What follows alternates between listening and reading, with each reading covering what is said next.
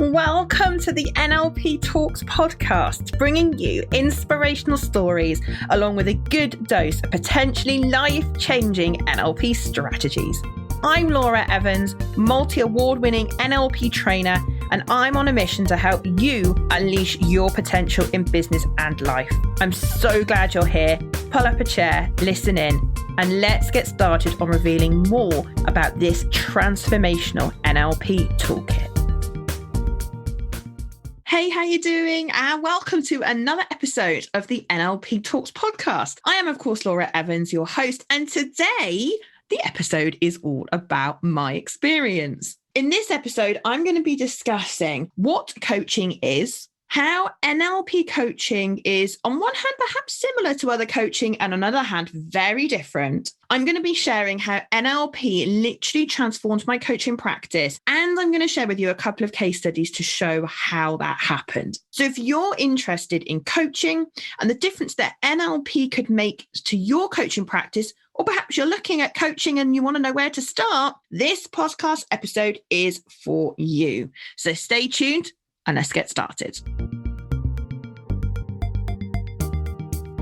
Now, I had been a coach long before I found NLP. I grew up in the HR field, as you'll know if you've listened to the podcast, and coaching was really, really popular when I started out. It just started to become an industry in its own right. So we're going back probably 20 years now. Coaching itself is a relatively new industry, but it's brilliant in terms of the fact that it's full of people who want to help other people. And that's an absolutely brilliant objective. How people do it, though, is quite different. So why would we even want to consider coaching? And why coach? Well, my background is primarily in business, and for most businesses, the success of the business is dependent on the performance of the people within that organization. So if there are ways of helping people to perform more effectively, to increase productivity, to reduce absence, labor turnover, increase profitability of organizations, like these are all things that coaching professed to be able to give organizations. Problem, though, is most coaching can't deliver on that promise, and we're going to come back to that. Coaching, why coach? Coaching brings out the best in people. It really helps people to develop and grow. In business, if I think about the old style of command and control management that I used to experience back in the very early days, where, you got told what to do and you got told to jump and you simply just said how high. And the problem with organizations like that is it breeds a culture and it breeds a type of behavior where employees almost stop thinking for themselves. They just wait to be told. And this therefore means that the manager in any team or department or the MD of the organization itself, nothing really happens unless they say what needs to be done. And so it's much better if you can have an organization full of people who want to think for themselves and want to, to really make a difference and to push themselves forward. I remember when I used to work back in hospitality and I was coaching a hotel manager one day, and I remember her ringing me and saying, "Oh, Laura, I haven't had a day off in weeks. And even when I get a day off, I don't get a day off." And we kind of had an informal, impromptu coaching conversation. It hadn't been set up as a formal coaching situation. And if you're like me, you often find yourself coaching your friends and families and colleagues just informally, right? And it's all still coaching, whether it's a formal coaching session or informal, right? So she said, and I said, well, tell me some of the problems that you've been experiencing. And she said, well, take today, for example. Today's actually my day off. So I was like, well, firstly, why are you ringing me? But anyway, that's the whole of the conversation. She said, and I've already had 2 phone calls from the hotel. So I said, right, okay, tell me a bit more. And she said, right, well, the first phone call I had was to tell me that there was no toilet roll. Now, if you've ever worked in hospitality, you'll appreciate you can't sell a room without toilet roll, right? So it's one of the things that's kind of essential. And I said, all right, okay. So I said, is that a regular occurrence? Yes, it is, she said. So I said, well, have you ever thought about a very simple coaching approach, which is this?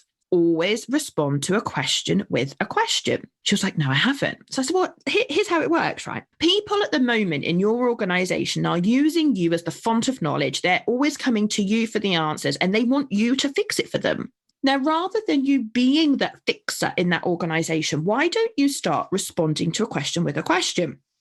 So when they ring you and say there's no toilet roll, what about you turn around and say, okay, so what do you think the options are?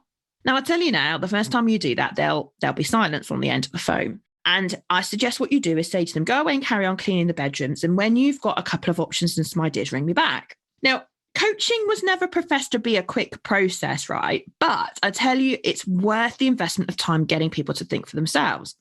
So anyway, that's what I would suggest. She said, okay, fine. I said, when they come back, I tell you now, they'll come back with some options, and some of them won't be options that you would have perhaps chosen. And that's because of experience and things like that. But I would then help them evaluate those options. So if they come back and say, I don't know, one option would be to go to Asda and go and buy some toilet rolls. Okay, so what would the benefit of that be? Well, it would fix the problem for now. What's the downside? Well, it means I need to leave the hotel, and I can't leave the hotel unmanned. So actually, that's probably not such a sensible option. Okay, great. So what's the next option? And you get them to tell you and you evaluate it. I don't know, let's say John's coming in later. Perhaps he might be able to pop in and pick some up on his way in, or maybe they could call the hotel down the road and see if anybody would be able to pop some up. There are all options, right? But you need to start to get your team to think for themselves. And I promise you that to start with, it will be a bit clunky, it'll take a bit of time, but what you will find is your team will stop relying on you to be the solution to every problem, and instead they'll start to come to you with possible solutions and options because they know that's what you're going to ask. And then all of a sudden you will be teaching them to think for themselves, to evaluate the options and to take action for themselves, and you'll get less phone calls. Anyway, so I explained all of this to the hotel manager. She's like, okay, right, I'm up for it. Anyway, I didn't hear from her for a few weeks, and she came back. She rang me and she said, you know what, that little trick of responding to a question with a question, she said, it's gold. It's absolute gold. I said, well, how so? Tell me. And she said, it panned out exactly as you'd said. She had no idea when I said, so what do you think the options are? So I sent her back. She rang me 20 minutes later and she came up with the options of going to buy some from the supermarket or asking someone to bring them in. And we evaluated them, and she decided that actually on balance, phoning the hotel down the road to see if anybody could help would be the best option. So I told her to go and do it and call me back after. So she did it. She came back to me. She said, yeah, they're going to pop some up for me. Problem solved. And she said, and it was brilliant because since I've started doing that with more of my team, they start to solve problems themselves and they come to me just to maybe rubber stamp things. But actually, it's meaning that when I have days off, I actually get time off. And it was brilliant. Now, that tip of responding to a question with a question is a coaching technique I learned years and years ago. Someone shared it with me. And that's why organizations like coaching. So we start to get people to learn and grow and develop themselves. And it starts to bring the best out of people. And that's always going to have benefit to any organization. Another reason businesses like coaching is because it aids what we call independent thinkers. And that's exactly what I've just demonstrated in that story for you. People want to solve problems, but sometimes they just can't think through how best to do that. And coaching us can give us that opportunity. Of course, coaching doesn't only happen in business. You have wealth coaches, health and fitness coaches, relationship coaches, and to be honest, coaches in pretty much every area of your life you can think of. And all of that coaching is designed to help you to get from where you are now to where you want to be with perhaps more ease, less friction, and a little bit faster. I mean, let's think about areas of your life where you're not getting the results that you want right now. In those areas of your life, you could continue to do what you're currently doing. I refer to it as the trip and fall method, whereby you just trial and error. Like you try something that doesn't work, you try something else. And it takes time and potentially, mistakes along the way. And that's not necessarily a bad thing because sometimes you learn more when you get things wrong than when you get them right. But that trip and fall method can be costly and it can take a lot of time. Where a coach becomes hugely helpful is being able to help you to think differently. You see, the advantage of a coach is not in your world, as in they're not you. They're not living everything that you're living. They haven't got all the baggage, the history, and all of that stuff that comes in any given context where we might consider coaching. The coach's ability to be one step removed means that they can be a little bit more objective. They are able to ask you questions to help you to think differently, to perhaps look at things from a different perspective. You see, one of the problems that a lot of us have, and me included, if I'm honest at times, is that we fix on to one particular way of thinking, one particular way of viewing a problem, one particular way of viewing the world. And sometimes it's not until someone comes along and says to you, have you thought about looking at it from this perspective? And all of a sudden, you kind of think, oh my goodness, yes, why did I not think of that before? And the truth is, you didn't think about it because you couldn't, because you were looking at things from your perspective and where you were sat. And this is where coaches can add huge value in all different contexts of coaching. There are three major outcomes to coaching. It's about helping people improve their performance in a specific area of their life, whether that's their health and fitness, their business, their career, their relationships, their finances, life in general. So a lot of it's about improving performance. It's sometimes described as helping people that are suffering with what we call underperformance. Now, that's not a bad thing. Back in my HR days, if we said someone was an underperformer, we would be like, oh, hang on, that's not good news. But this is what I mean where someone is not performing to the level that they know they're possible to perform at. They know there's more there. They know they can contribute more, and they're just not sure how or why they're holding themselves back. Some people would describe it as feeling stuck. Some people would describe it as just flying underneath the radar because you don't want to put your head above the parapet because then you might get shot at. Not literally, of course. So, how you can enhance that performance. Some people love coaching simply because they want to be the best version of themselves. These would be people interested perhaps in personal, professional development. Like, I know that I'm never going to be done when it comes to personal development. I know there's always more to learn. I know there's always more to strive for. And so some people come along to coaching, for those kinds of reasons. Some people want a coach because they want a safe space. They want a place where they can think out loud, where they can get some support from someone that has absolutely no objective or ulterior agenda other than helping the client that sat in front of them. Don't get me wrong, our family and our friends can be great as people providing advice, but we all have bias. We all have a place that we come from. And sometimes that advice is really, really helpful. And sometimes maybe unconsciously or unintentionally, we might take a course of action because someone suggested it, and then find out maybe that wasn't the right course of action for us. Maybe we took the action just to keep other people happy or to please other people. There are so many. Listen, I could sit and do a whole podcast just on this section about why coach and the benefits of coaching, but it's absolutely phenomenal. And I love, love, love coaching. Now, if I was to give you a definition for coaching, oh my goodness, there's hundreds and hundreds if you go and Google them. My very simple definition, and if you know me, you'll know I like simple and straightforward. Here's what coaching is to me. This is where I work with a client and I need to firstly find out what their starting position is. Where are they? What have they tried? What things have worked or not worked in the past? But I need to know their current situation and where they are at. I also need to know where they're trying to get to. What is the goal? What is the objective? If I was to work with them, what is it that they're looking to achieve? And then there's the bit in the middle between where they are now and where they want to get to. And it's my job to help them get there with more ease, less friction, and potentially faster than they would if they went alone. When it comes to NLP coaching, we have someone, let's imagine, stood at the start of a 100-meter sprint. And between here and the finish line are all these hurdles.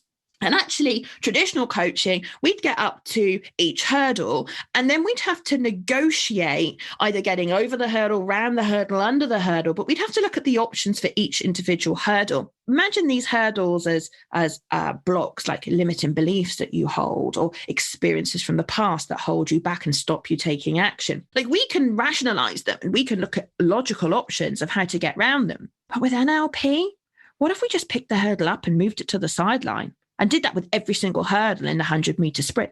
Wouldn't it be easier to get to the finish line without all of the hurdles? Of course it would. And so this is something that we talk about in coaching. Now, if I refer to the definition of coaching as per Sir John Whitmore in 2003, he said coaching is about unlocking a person's potential to maximize their own performance.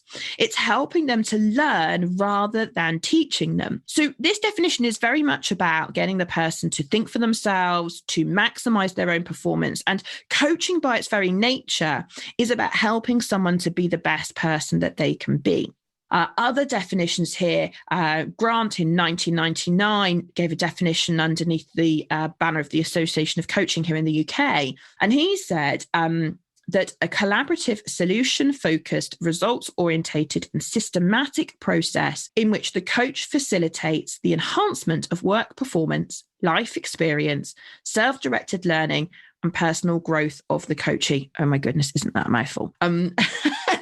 Such a long definition. Now, I also like the definition of coaching about the coach being a challenging friend. Now, when I'm coaching people, and every single coach has their own style, okay? So let's be clear about that up front. I describe myself as a challenging friend. I'm here when I'm your coach to walk alongside you on this journey called life for a defined period of time. And I'm not going to be like a friend and I'm just going to go, oh, yes, it's awful. Oh, yes, it's really bad. And oh, yes, that's, whatever you want 3 bags full and all of that stuff. I'm here to challenge you. I'm here to help you think differently. I'm here to ask you the questions that other people might be too scared to ask you. I remember coaching a managing director several years ago now.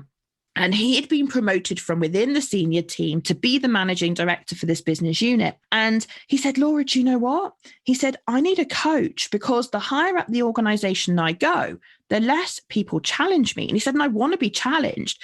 I want people to help me really think through these ideas that I'm having about where to take the organization. And they've stopped doing it. They've started to become a bunch of yes people. And that's not what I want. And so you'll find a lot of senior individuals need external coaches because they really just want someone to sit there and ask them the difficult questions, to ask them the questions that no one else will ask. And so, don't get me wrong, coaching is not all just tea and sympathy. It's very results orientated. And it's very much about helping people to move forward from that. Now, why is NLP then so useful in coaching? Well, NLP's been around a lot longer than coaching.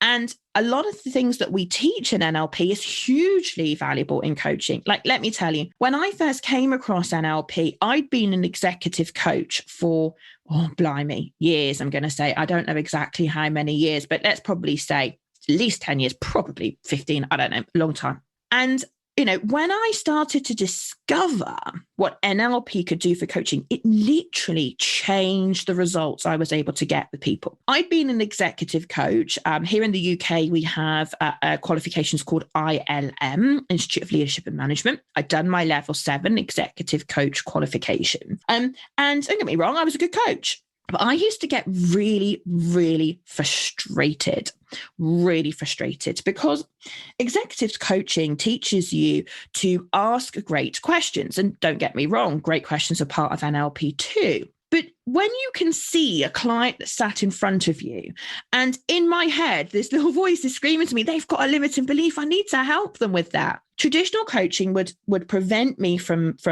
voicing that, would prevent me from, putting that suggestion to them, because coaching talks about the fact that actually the best answers come from the client. There's always more ownership when the client comes up with the actions and the client decides to take those actions. And don't get me wrong, NLP agrees with that principle too. But if I'm sat in front of someone and let's say they've got a limiting belief, I want to help them with that. Let me give you an example. I was coaching a technical director of a high-tech company, and I had gone in to do executive coaching and Myers-Briggs coaching because I'm qualified in that too. And there was an issue with relationships with another senior director in the organization. And this guy put his hand up to say, look, this can't continue. I need someone to help me think differently about this. I need a coach. So I went in and, cut a long story short, I'd been with him for about 90 minutes. And I stopped him and I said, can I ask you a question? He cheekily turned around and went, is that not what you've been doing for the last 90 minutes? And I went, no. I'll ask a different question. Let me ask you, do you believe in yourself? Do you believe you're good enough? And he went, well, yeah, nodded. It was a well-practiced answer, let me tell you. And I just looked at him. And if you've ever seen me in the training room, you'll know what the Laura looks like. Blimey, I can't get my words out. If you're a student of mine, you'll know. And I just raised my eyebrows and looked at him and went, really? Well, where are you coming from? And I said, well, here we are. And I turned around my pad and I'd been doing 5-bar gates across the top of my pad. And he looked at me and he went, you've been doing 5-bar gates. You're supposed to have been coaching me. And I said, I am. But let me tell you, every single one of these bars across the top of the page represents a time that you've said, I'm not good enough, or a version of that. Now, one of the great skills of coaching is being able to reflect back what someone has said, because remember, 98% of language is unconscious. You'll know that if you're a follower of our podcast. And I fed back word for word, verbatim, some of the lines that he had said. And I said, well, a moment ago, you said, and I read it out and looked at him and I said, do you remember saying that? Yeah, vaguely, he said. Okay, well, try this one. And I read another one out. Yeah, I said that. And I read another one out. Well, I don't remember saying that, but yeah, it probably is right. And I read about 4 or 5 of these out. And he stopped me and said, okay, enough. He said, ask me the question again. So I said, okay, are you good enough? And he said, no. You see, this is the problem with most of us. We have well-rehearsed responses to questions because, let's be honest, he's a senior director in a really big organization and he can't be going around saying to people, I don't believe I'm good enough, because other people might take advantage. Other people, it might damage his reputation. You know, I'm all for authentic leadership and all for people self-disclosing. And I disclose lots of the stuff myself, as you'll know from my podcast. But, you know, there's things that you disclose and there's things that you don't. And he would choose not to say those things publicly. But he said, but you're right. I don't think I'm good enough. And he rattled off lots of examples, personally and professionally, of where that was the case. He said, I'm a really rubbish dad, you know, and I'm not a great husband, and all of these things. Now, bear in mind, I'm being paid to coach him professionally, but you know, sometimes these lines between personal and professional get a bit blurred. And I said, well, the good news is this. If you would like to believe the complete opposite, that you're absolutely good enough, I can help you do that. Probably take about half an hour. Or if you'd rather, we can sit here and I can ask you more great questions and, you know, we'll see where we go. And needless to say, he wanted my help. You see, there's times when I go in as a coach and I hit these, what I call brick walls. Now I can sit there and I can bash them down with lots of questions and get the client to think differently. And that's all well and good. But it's so much faster and so much more effective when I can help them change their behavior. And this, ladies and gentlemen, is where NLP comes in. Let me explain more.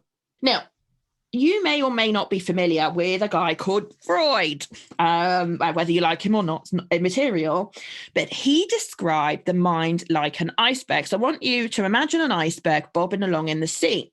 And if you know anything about icebergs, you'll know that there's the little bit of the iceberg that appears above the waterline and the mass of the iceberg that sits underneath the waterline. Now, he likened the mind to an iceberg, and he said that the bit above the waterline is what we refer to as the conscious mind. That is the logical thinking part of your mind. And underneath the waterline is what he called a subconscious mind, but I call an unconscious mind. Subtle difference, I know, but sub implies inferiority, and there's nothing inferior about this unconscious mind. So within the ABNLP that I train under, the governing body I'm accredited by, we call it an unconscious mind. Now, if you're struggling to think about where is this mind, like what is it, how does it work? Well, here's the thing, right? You don't regulate your heart rate and your hormones, do you? That just automatically happens. So, you know, you don't sit here and go lungs inflate, lungs deflate, lungs inflate. I mean, like, can you imagine existing like that, having to tell your body to do those things, right? I'm glad we don't. So if you accept that there's a part of your mind that runs these automatic processes, then this is what we would call your unconscious mind. Now, this unconscious mind of yours not only runs your heart rate, your hormones, your breathings, and lots of other things. It's also the area of your mind that controls and houses your values, what's important to you, your beliefs, your memories, your attitudes, the patterns and programs you run every day. I mean, the neuroscientists tell us we run 10 to 20,000 patterns or programs every single day, mostly unconsciously, i.e. out of your conscious awareness. You know, and all of that is driven by your unconscious mind. So in NLP, we talk about the fact that the unconscious mind actually drives your behavior. And if we want to get different results in our lives, or we want to help our coaching clients get different results in their life, it stands to reason to me that unless you go into that unconscious mind and help the client make changes at that level, any change consciously they might decide will be at best short-term lived. So the unconscious mind was absolutely the game changer for me. And when I discovered with NLP, I could help people change these unconscious patterns and programs in literally minutes. That is what springboarded my coaching outcomes for the clients that I worked with. You see, here's the thing. If I go back to that technical director, I mean, I could have sat there and talked through all of these beliefs that he has that are holding him back, that he's not good enough, he can't do it, he's not a great leader, that he has a short temper. I mean, the list went on. And we can process each individual one and we can consciously and logically try to find a solution. But the reality is that unless he changes those beliefs that he holds about himself at the unconscious level, those patterns and programs are going to keep running. And if I step away from coaching just for a moment, if you compare coaching to other people helping disciplines like counseling, for example, counseling is what we call a content-led process. So it is designed to create a space for you to think through, to verbalize, to process what's gone on with you in order to help you find a solution to be able to move forward. Now, NLP is a process way of helping people. It is much more contextual and less content-driven. With NLP, I only need to know enough about the client's problem in order to be able to decide and discover what patterns or programs I would need to help the client change at an unconscious level, so that I don't only help the client in this specific context and problem that we're dealing with, but I help them for the long term. You see, the thing is, human beings are habitual creatures and life keeps repeating itself. I know it did for me, and I'm sure it does for you too. And you keep making the same mistakes over and over. I mean, relationships are a great example, right? Where you get yourself into a relationship and it doesn't work out. You get yourself in another relationship, it doesn't work out. You get yourself in another relationship, it doesn't work out. And when you look at who the people were that you were going into the relationship with, they all will probably have something similar about themselves. There'll be some need that they fulfill for you, and it might not be healthy for you in the long term. And so life just keeps repeating itself. Well, if we can use NLP to help change the patterns and programs that sit at this unconscious level, this automatic part of your mind, then you will start to make different decisions for today and for the future. And that's what excites me as well about NLP coaching, because I can help people change things for the long term, not just for today. And I can change these automatic programs that run at the unconscious level. I mean, think about this for a moment, right? If you've got a laptop, and I'm sure you've got a laptop or a computer, if you never, ever, ever did a single update on that computer, that software would get out of date, wouldn't it? It would get clunky, it would slow down, it would be inefficient, it wouldn't really do the things you want to do. And so we don't think twice, do we, about updating the software on a computer. In fact, if you've got an Apple product like I have, we have updates all the time. And you update your computer so it's at an optimal level and it works. You see, the thing is, the mind's exactly the same, because that rule book which you had when you were a small child, it may well have served you when you were 10 years old. But the same programs and patterns and rules that you ran in your life at 10 years old are probably not the same as the ones you need now. And so actually, what NLP coaching can allow us to do is do a little bit of a, metaphorically, a software update. Like the belief of I'm not safe and I'm not secure would have been a belief that I would have had as a small child because of my circumstances. That's not a belief that's going to help me lead a successful life as a 41-year-old woman. These days, it's completely different. I'm absolutely safe and secure. And consciously, I might know that. And consciously, I might tell you that that's all good. But what if unconsciously, there's still a belief and a pattern that runs that says, I'm not safe. and I'm not secure, because your unconscious mind determines your behavior. It determines the action that you do or don't take. And most of it is unconscious. So when you start to look at NLP coaching this way, it's no wonder that we are able to help people get such great results, because we can help people change both for today and for the long term, and we can change these patterns and programs. Now, if I go back to my technical director, when he turned around and said, yeah, I recognize that I'm not good enough, what can we do about it? Rather than spending hours consciously and logically trying to find a solution to that, we got on and we did a limiting belief change process, which is something that we do in NLP. And it took me about half an hour. Now, could I have got the same outcome or results through other methods? Yes, of course I could, but it would have taken a lot longer. And sitting there consciously going, yes, I believe in myself, is the strategy he had been running until that point, and it hadn't served him. Sorry, that's the dog. Well interrupted, Rosie. So for me, this is where the magic is. If it was magic, it's not. I wish it was.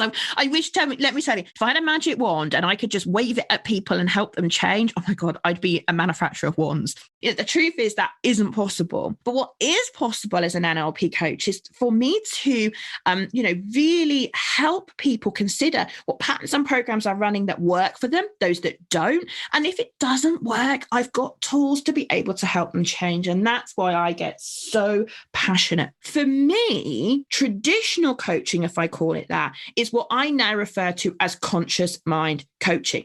As I said at the beginning of the podcast, don't get me wrong, that's better than command and control and the way that we used to do things. Totally much, much better. But it's so much more effective if we move away from just that logical cause and effect type way of coaching and actually help people to change things at the unconscious level. That is where, and this is why I call NLP coaching transformational coaching, because it really is our ability to help people much faster, deliver much longer term results. It's just phenomenal. Now, I've talked at length about the unconscious mind here and the patterns and programs that we run, but that isn't just the only thing that NLP can offer. You see, NLP is also a model of effective communication, and who doesn't need to improve their communication, right? We all do. NLP helps us to build better rapport with our coaching clients, to be much more aware of the language that people are using and what is said and what's not said as well. We look beyond the presenting problem. I always teach my coaching students the phrase that the presenting problem is rarely the real problem. The presenting problem is rarely the real problem. You see, what I found in coaching over the years, and I've been doing this a long time now, is when I sit down to coach someone, they give me what I call the socially acceptable problem. I mean, listen, I see it all the time on my NLP practitioner courses I run. I say to people, so why are you here? What are you looking to get out of this? For what purpose have you attended? And people sit there and go, I want to improve my presentation skills, and I want to be a better communicator, and I want to do all of these things. And that's grand, and I can help them with that. But actually, what it's really about is understanding what's sitting behind the problems that they have and what's driving them. And let me give you another example. I hope you're enjoying this, by the way. Do let me know. Drop me an email. Let me know. info@unleashyourpotential.org.uk. If you're loving the podcast, I'd love to know. Let me give you another example, completely unwork related. I worked with a gentleman once that had a gambling problem. And he came to me as an NLP coach and said, Laura, can you help me? You see, this is the thing with coaching, right? Because people will come to you and they'll say, Laura, I've got this problem. Can you help me? And have you done it before? They are typically the three questions people ask of coaches. They don't come to me and say, oh, Laura, could you do timeline therapy? Or, oh, Laura, could you do gestalt therapy with me? Oh, Laura, could you do Myers-Briggs with me? They come to me and say, Laura, I've got this problem. Can you help me? Have you done it before? They quite honestly couldn't really care less what coaching toolkit I use or what tools I use. They just want my help. And this is what this guy was like. Laura, I've got a gambling problem. And I said, okay, give me a little bit more. And we talked it through. Remember, with NLP coaching, I only need to know enough content to be able to know how to help. And he said, well, the thing is this, he said, I've got a gambling addiction, and I've only really just been able to kind of say that out loud. And I'm on the verge of losing my house. I have no money in the bank and life's really tough. Anyway, he told me his story. Now, as an NLP coach, I'm listening to him describing the fact he's got a gambling addiction. But for me, It's not about the addiction. I'm already, right from the get-go, when he talks to me, I'm already going to be looking behind that problem. So what's driving him to gamble? What's driving him to do this a lot, excessively, too much? Hence, he's labeled himself with an addiction. By the way, lots of people label themselves a lot, and there are some medical terms that we have to be careful of. But a lot of people self-label, and that's the content for another episode. But but yeah. And do you know what? I'm going to cut the story short a little bit and explain to you that actually, when we got to the root of the problem was he worked for the council and he had a really dull, boring job. That's how he described it. And I remember him sat in front of me saying, but Laura, when I gamble, I feel alive. I feel like I'm living, like the blood rushes through my veins. And the problem is that when I did a values elicitation with him, he had a high need for risk, thrill, and all of those things in a work context. And he wasn't getting it from his job. So he was going to do it in another way. And he was earning money as he saw it through gambling. Only people that really win when gambling is the companies. Anyway, that's another point as well. Leave that for another episode.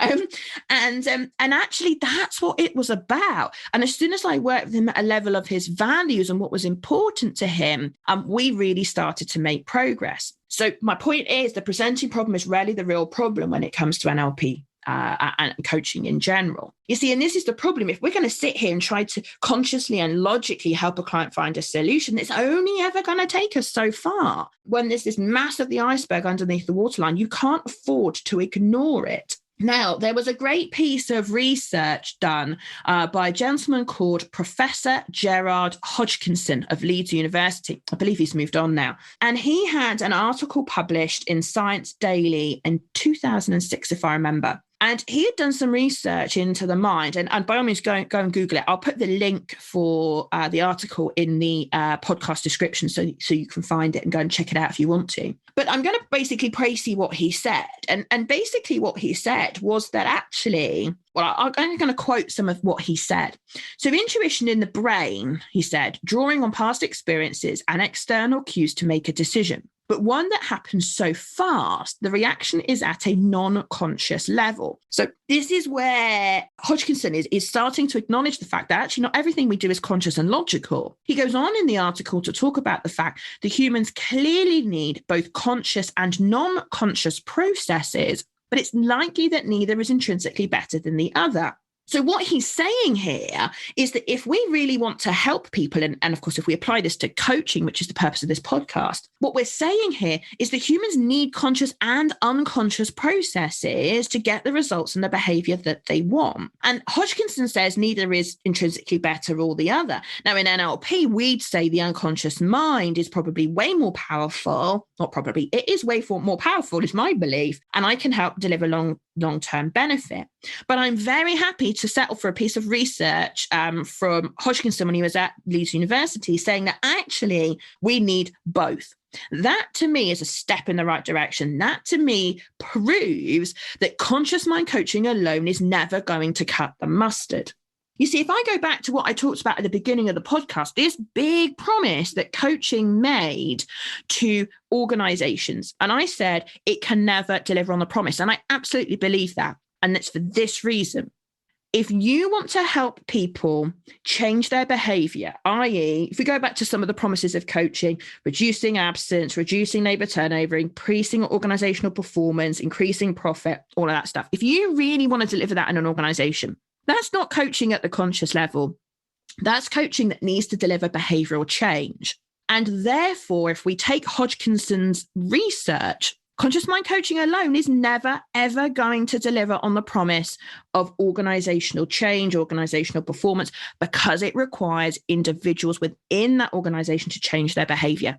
And if you want to change behavior, you need to work at an unconscious level. I mean, to me, it makes absolute sense. And I say this with love in my heart, because I was in HR in those days when we were buying in all this coaching, wanting to create coaching cultures and all of that stuff. And many organizations are still 20 years later, still trying to create coaching cultures. The point is, folks, it's not going to happen unless you start coaching people at the unconscious level. To me, it's obvious. And so organizations will, and I'm sure will continue for some years yet, to waste a lot of money trying to deliver on this promise. And it isn't going to happen unless you start dealing with some of the unconscious processes that employees and individuals have. I mean, to me, it's obvious. So for me, these are some of the ways that NLP coaching really can make a difference. Let me share one other story with you. I was coaching a lady who was going for career promotion, wanted a promotion, had been overlooked several times for promotion, and was really, really keen to get a coach to help her, hold her hand and push her to really make these changes that she knew she needed to make. And I had a coaching session with her. And at the end of all great coaching sessions, you always have actions. So what actions is the coaching client going to take as a result of the coaching session? And as the coach, sometimes I have actions too. And I always do what I call a commitment score, so that every single action that they have, I get them to score them on a scale of 0 to 10, where 10 is highly committed to take the action and 0 is not committed at all. And if the client says that, the commitment score is maybe 5 or 6, I want to have a quick chat before they go. How do we make that a 7, an 8 or a 9? So it's much more likely that they'll take action. So this lady had given me 8s and 9s, and she was totally committed, consciously at least, to taking the action. One of the actions was she was going to go and speak to her boss. She was going to get all her preparation done. She was going to find her job online at a higher salary. She was going to get all her appraisals together, prove that she was a top performer, and she was going to get all the evidence she needed to persuade her boss that actually a pay rise is what she wanted. She wanted more responsibility and a pay rise. And, we discussed that perhaps rather than changing jobs, maybe career progression could be achieved within her existing job. She was committed. She was ready to go. She went off, and a month later, she came back for her coaching session. The first thing we always do at the start of the next coaching session is review the actions from last time. We went through them all. We got to the one about talking to the boss.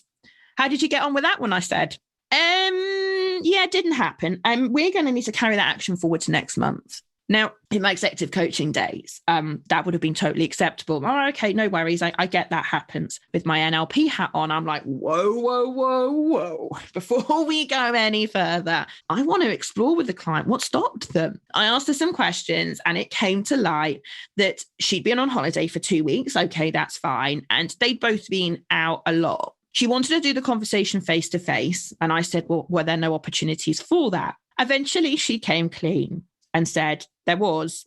And I went to have the conversation, but I stopped myself. She said I was walking towards the office door where he was sat, and I could see him through the glass. And as I went walking towards him with all of my preparation done, I went up, and just before I put my hand on the handle to his office door, I said to myself, nah, not today. Nah, not today. And I turned around and went back and sat at my desk, and I put everything back in the bottom drawer, which is where it is still today. Now, I had some coaching conversations with her, and again, I'll pray see what happened. She didn't believe she was good enough. She didn't believe she was worth it. And so we started to address those two limiting beliefs in the coaching session. You see, had I let her, when she said, oh, just carry it forward, Laura, to next month, if I'd let her do that, I'd never have uncovered the limiting beliefs that she had. And needless to say, in that coaching session, the second one we had, the first thing I did was turn to and help her to deal with the limiting belief that she didn't deserve and she wasn't worth it. The action was carried forward, and the following month she did do it, and she got the promotion that she wanted. This, to me, is the power of what we do. So NLP not only can help us change unconscious patterns and programs, and therefore behavior, and therefore results and outcomes that people get. It gives us a massive toolkit to help with effective communication, better rapport building, better language skills. Again, let's talk about this. Listen, I could talk for hours about this coaching, but conscious I need to wrap up soon. But respecting other people's model of the world. Now, this is a really interesting one, because in NLP, we have a principle called respecting other people's model of the world. And as a coach, there's times when I need to respect it, but there's also times I need to challenge it. And I learned this when I started doing NLP. It's very hard sometimes as a coach to be non-judgmental and to be unbiased and to be that objective voice for the client. But there's times when I need to challenge their model of the world, the way they see things, because that's my job. That's what they're paying me to do as a client. And our mindset around NLP, it's just phenomenal. NLP gives me a toolkit where I can help people to change their beliefs, their values that they hold about themselves and what's important to them. And I can help them make much faster progress towards their goal. I don't get frustrated coaching people anymore. I love it. I love the speed at which people can change. I love the way in which they can change. And I sit there and facilitate it. The client is the one that needs to do the action. I say there's no magic wand, but what there is a massive toolkit I now have, and a lot of our community that I've trained now have, that we can use. Let me tell you that my investment in NLP training was the best investment in my coaching education that I ever had made, ever. And I've done a lot of courses over the years. I have to say that I couldn't imagine coaching without it now, because I don't want to go back to being that frustrated executive coach. Don't get me wrong. We talk about questions. We have a whole host of questions in NLP called meta model that comes from the work of Virginia Satir. And she was a family therapist, but amazing at getting to the root of the problems that her clients had. And then she could help them work through what she was going to do. Like, we have all of that in NLP. So questioning is vital. I'm not saying it's not, but if all you've got is questioning, then that is always going to have limitations. It will always have limitations. I absolutely love coaching with NLP, and I'm hoping that my passion for what we do has come across, because so many people over the years have said, Laura, like, what difference has it made to coaching and how you help people as a coach? I don't talk much about this on our podcast, because for me, I want to showcase our amazing community of coaches that I've trained. But a lot of people have said, but Laura, I want to hear your story too about coaching. And I really hope that today I've been able to give you a little glimpse into how NLP has transformed my coaching and just how much joy it brings me to help people do it in this way. If you're considering becoming a coach, and that's why you've listened to this podcast episode, let me tell you, NLP is where I would probably start. If you're an existing coach that's got a bit frustrated with the toolkit that you've got and you want new and different ways of helping people, then NLP is also for you too. For me, NLP is not a nice to do when it comes to coaching. It's a must do. To be able to help people. Remember, go back to what I said earlier. When people come to me as a coach, they come to me and say, Laura, I've got this problem. Can you help me? And have you got evidence of having done it before? They want our help as a coach. They want to be able to get those goals. They want to be able to get past the blocks and problems which they have. And they know that there's something in my toolkit that's going to help. I say to people, when you're coached by me, I've got, I think, one of the largest coaching toolkits out there, and I'm going to do whatever it takes to help you. I'm also about making sure that my clients are independent clients. One of the problems with a lot of people helping industries and counseling and other talking therapies, I don't want you to think I've got it in for counseling, but it's the one most of you will have heard about, is they create dependent clients. When someone comes to you and says, I've been in therapy for years, that's because the methodology that's being used is making them dependent on the process. They get to the point of needing their therapist or needing their counselor. That's not what NLP is about. I always say to people when I coach them, I'm a little bit like Nanny McPhee, for those of you that have seen the film. When you need me but don't want me, I'm here. But when you want me but don't need me, I must go. And that is what coaching for me is all about. I will walk alongside you on this journey for life for a defined period of time. And at the end of that, I'm going to wish you farewell and I'm going to let you disappear into the distance. And I will forever want to cheer you on from the sideline. But when you want me but don't need me, that is when I must go.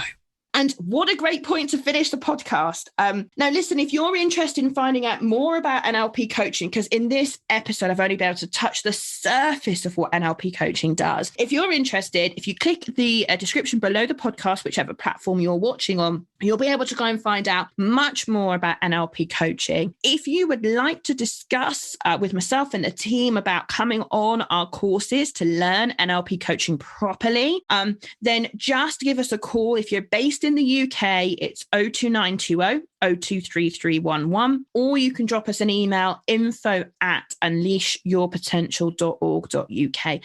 And call us or email us for a no obligation conversation to understand whether NLP coaching is right for you, whether it will help you as a coach start out, or if you're already a coach, enhance your toolkit. I really, really think it would. And on that note, thank you so much for listening to the podcast episode. I really hope you've enjoyed it. Watch out, because the next episode is coming really soon. I'm going to be interviewing the amazing Michelle Langford, and she's going to be sharing with you her story of how NLP saved her £8,000 and 2 years of therapy. I mean, case in point, right? So anyway, you take care of yourself, and I look forward to seeing you back here really soon. Take care.